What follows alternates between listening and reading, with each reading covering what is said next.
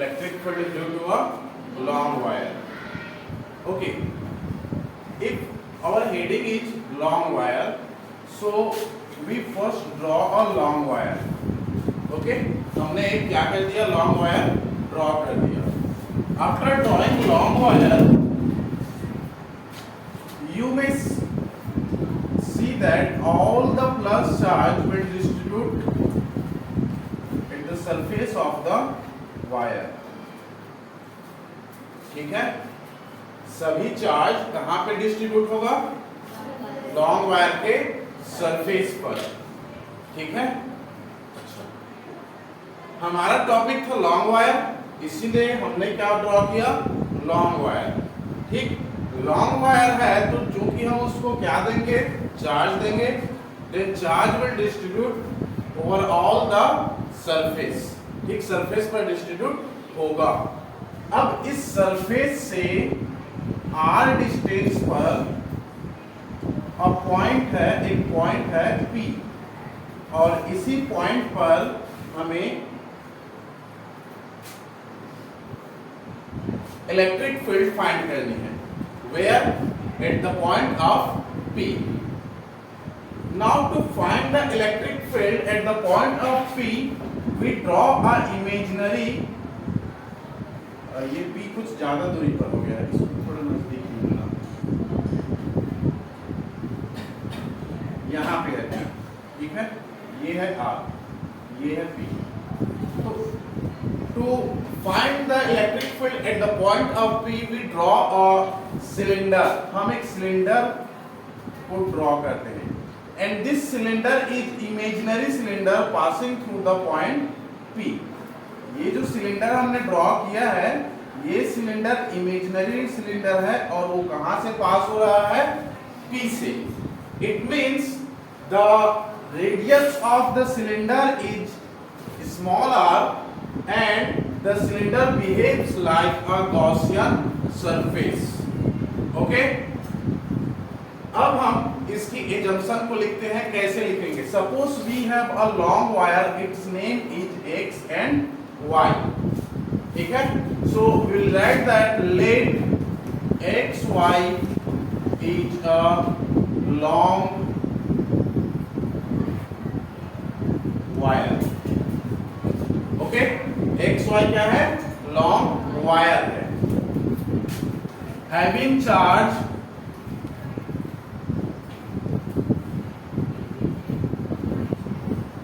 Q, plus Q लिए तो plus Q डाल देते हैं. ओके, हमारे पास XY क्या है, लॉन्ग वायर है, और उस पर कौन सा चार्ज है, प्लस Q चार्ज है. अब since we have plus Q charge on XY, so we can find the electric field. Okay, now we imagine that, now let imaginary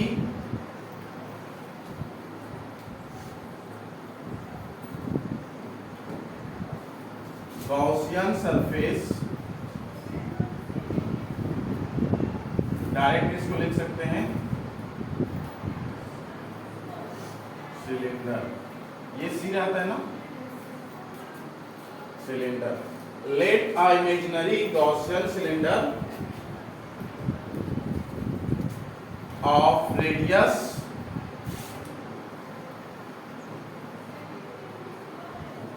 small r. Radius small r क्यों लिए, because the distance from the wire to the point P is what, small r.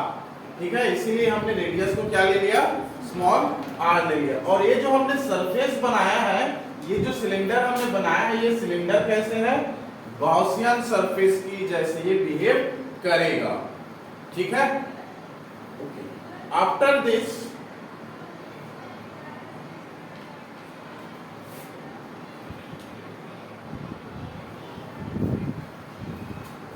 we know that if this is a closed surface, cylinder एक close surface है, तो इससे एक electric line निकलेगी.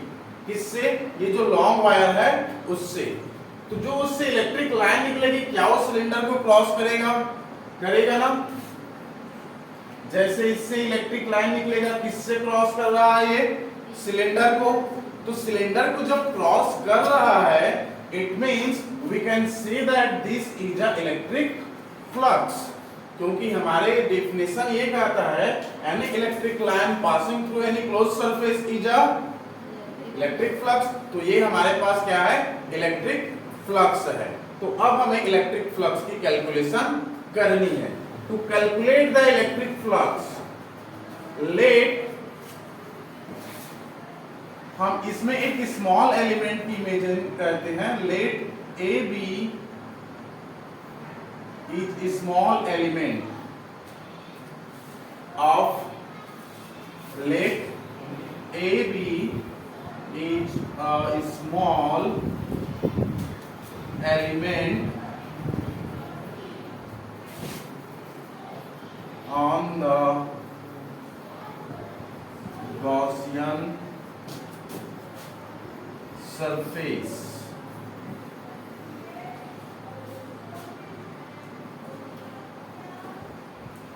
ठीक है, ये जो हमारे पास ए बी है, ए बी क्या है हमारे पास? स्मॉल एलिमेंट है। किस पर है? Gaussian surface. Gaussian surface means ये जो हमारे पास सिलेंडर है वो, इसकी जो हमने एरिया लिया था वो है हमारे पास ds। किसकी? स्मॉल एलिमेंट ए बी का। तो let A B is a small element, एक चीज और जोड़ देते हैं, ऑफ एरिया। कितना एरिया है? ds। किस पर है?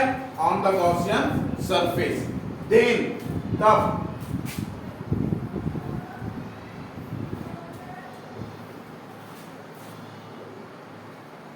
देन फाई डी फाई किससे पास हो रही है? ये डी फाई किससे पास होगी? चलो यहां पे एक स्टेप और लिख देते हैं, कंफ्यूज हो जाओगे। Then electric flux passing through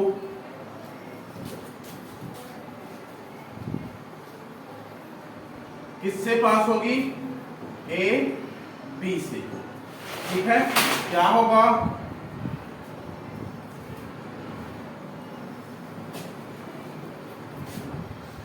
phi equal to क्या होगा? इसमें डी फाई लगाएंगे, d phi equal to E into d S. इस डी एस और इस ई के बीच की जो एंगल है वो एंगल कैसे बनेगी? 90 डिग्री। अच्छा, 3 केस हो सकता है ना। एक केस ऊपर वाले के लिए, एक केस नीचे वाले के लिए, एक केस बगल वाले के लिए, है ना। तो इसको हम इक्वेशन 1 दे देते हैं। चलो ठीक, इक्वेशन 1 दे दी। अब यहाँ पर एंगल हम फिट कर सकते हैं अलग अलग के लिए। ठीक, चलो उसके लिए क्या हम एक बार और डायग्राम देख लें। डायग्राम देखने के लिए हम फिर चलते हैं यहाँ पर।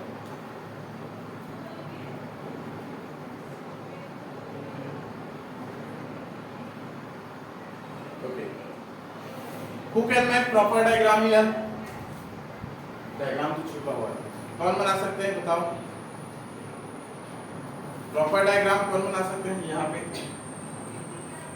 कोई नहीं? ओके, हम ही बनाते हैं। ये हमारे पास एक cylinder, it is wire. Okay, इतना। यहां पर हमने लिया स्मॉल एलिमेंट ए बी।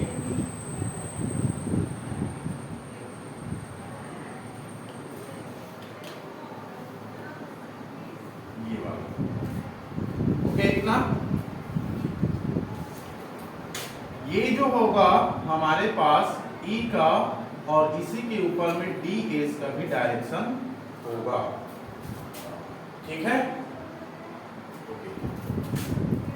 ये भी हमारे पास ई का डायरेक्शन है, यहां से भी हमारे पास ई का direction, but here you can see there is a three surface here. क्या क्या सरफेस है? एक सरफेस ये है जिसका एरिया आपको ऊपर की ओर देखने को मिलेगा इधर, एक सरफेस ये है जिसका एरिया आपको देखने को मिलेगा नीचे की ओर इधर, है ना।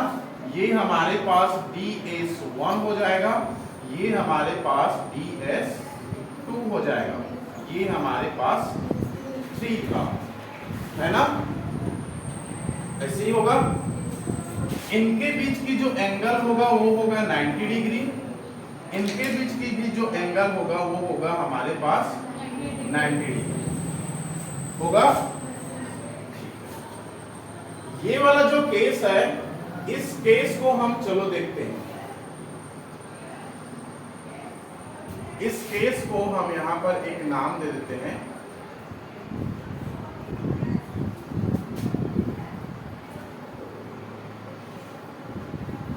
चलो cylinder have 3 surface. First S1 and S2. क्या 90 है, वो 80 जैसे दिख रहा है।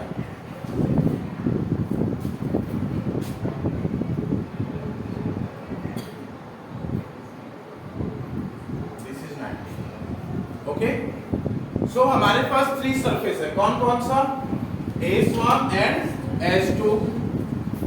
इधर की ओर है S1 in figure, second S3, ठीक है इतना। Okay, for S1 and S2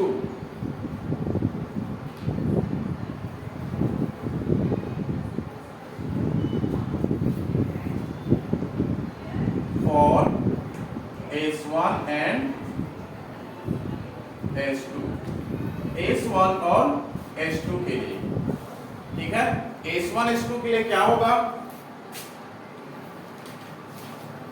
phi equal to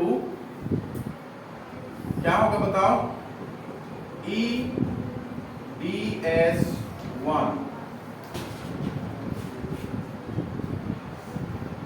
फिर EDS1 cos कितना 90 डिग्री इक्वल टू कितना 0। चलो इसको हम S1 कर देते, ठीक है। ये S1 के लिए and phi S2 equal to E into DS2. If you want to eliminate the dot product, you will get E DS कितना होगा? cos 90 degree. इसका भी क्या हो जाएगा? 0, ठीक। कितना चाहो तो इसको दे सकते हो 2, इसको दे सकते हो 3 ओवर दिस। इसके बाद for S3, for S3 we know that DS3 equal to EDS3. If you want to eliminate its dot product, then EDS cos 0 degree. 0 degree क्यों आया बताया था ना।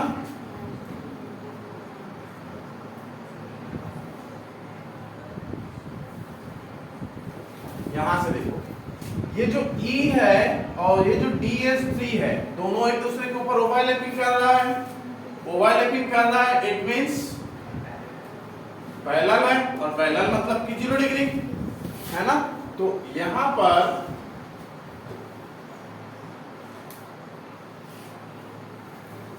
ये हो गया 0 डिग्री, तो 0 डिग्री के लिए ई डी एस होगा इतना।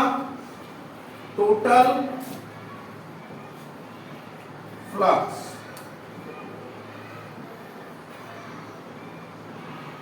फाई, अच्छा ये डी रहेगा, ठीक है। टोटल फ्लक्स डी, ये ऐसे ds3, what is value of ds3? eds3 value put up करें, eds3 इतना होगा।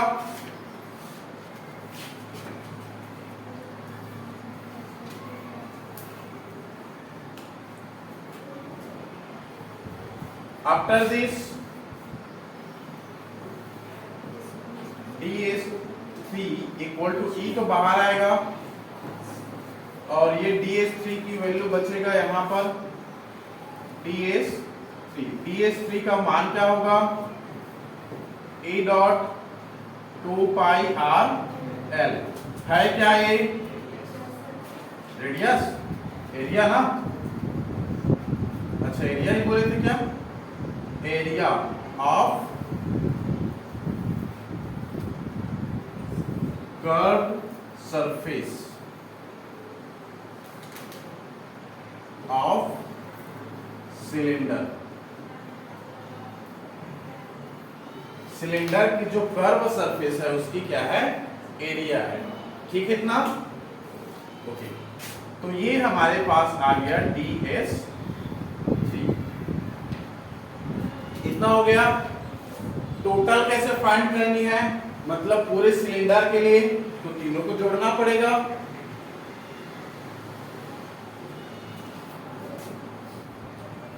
For all cylinder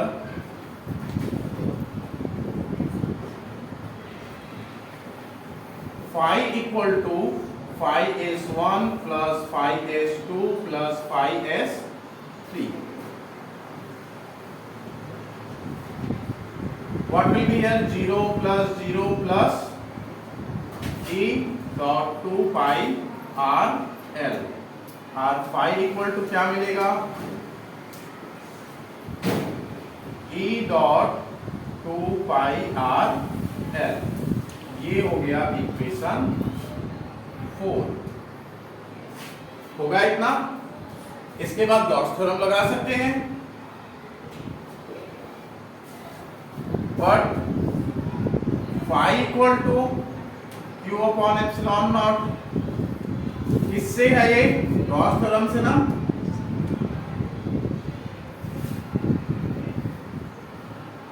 Gauss theorem. सो क्या होगा, इसकी वैल्यू यहां पे रख देते हैं, e dot 2 pi R L equal to Q upon epsilon naught, इसको यहां पर भेज दो, q upon epsilon naught 1 upon 2 pi R L, ये है equation. By rearrangement it E equal to 1 upon 2 pi epsilon naught, क्या बचा फिर, Q अपॉन L, ये है आंसर, ठीक है इतना। चलो एक बार और देखें,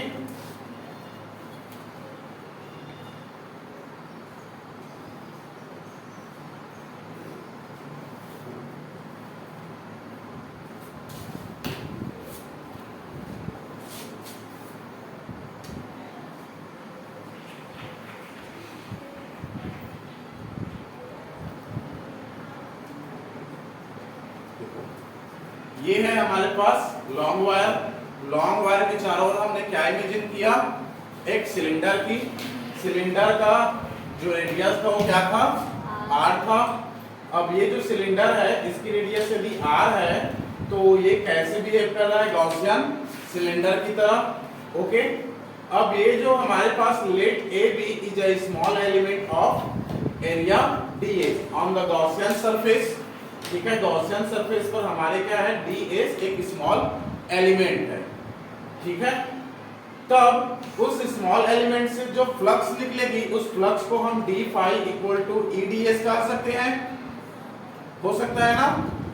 ठीक है, इसके बाद में हमने डिफाइन किया कि जो सिलेंडर है वो सिलेंडर के पास तीन सरफेस है। तीन सरफेस कौन कौन सा है, S1 एंड S2। ठीक है, ये S1 और S2, ये कौन सा है, सर्कल वाला।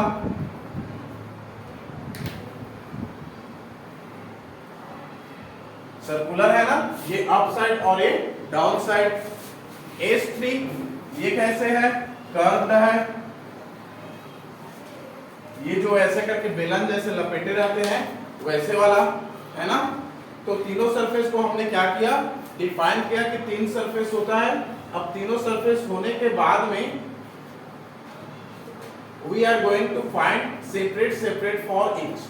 S1 के लिए जब फाइंड किए 0 आया, S2 के लिए जब फाइंड किए इसका भी 0 आया। इसी प्रकार हमने किसके लिए फाइंड किया, S3 के लिए फाइंड किया।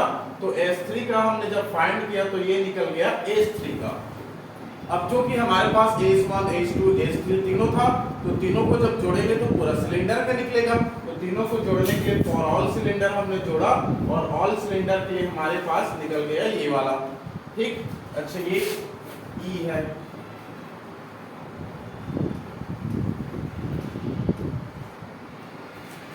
ओके, अब ये हमारे पास निकला तो हमने क्या लगाया, गॉस थ्योरम लगाया। गॉस थ्योरम लगाने के बाद में इसमें पुट किए और पुट करने के बाद में हमारे पास फाइनल आंसर आ गया।